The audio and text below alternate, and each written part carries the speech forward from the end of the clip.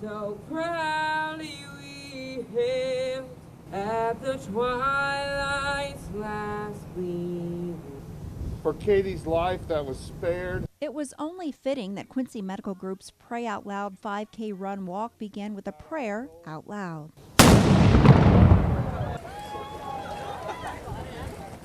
And the woman who is lucky to be able to walk walked right alongside the walkers and runners who turned out to show their support. I'm so glad I can be here today, and I'm so glad that I can walk as much as I can. You know, every step I'm grateful for. This is the older model Mercedes in which Katie Lentz had to be extricated.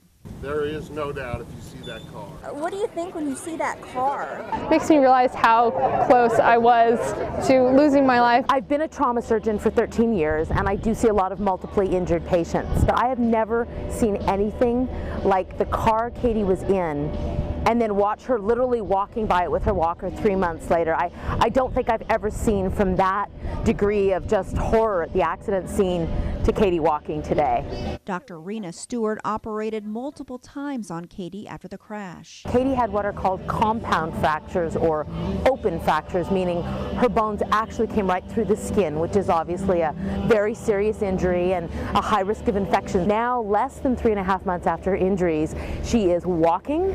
She happened to have a walker, but it was really just there for balance. My husband was running with me, and I'm crying like a baby watching her.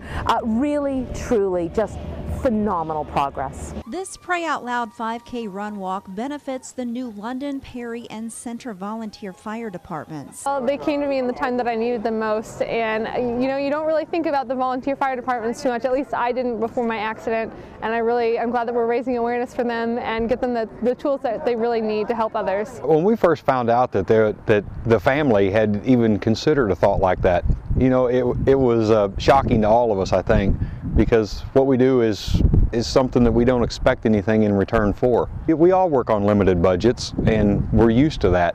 Something like this it's just not something that comes along every day, and it's overwhelming for all of us to even be considered for such a great gift. Sometimes for us, we don't have an escape from some of the bad, and we've had 2 wrecks that followed this one where the outcome was pretty grim.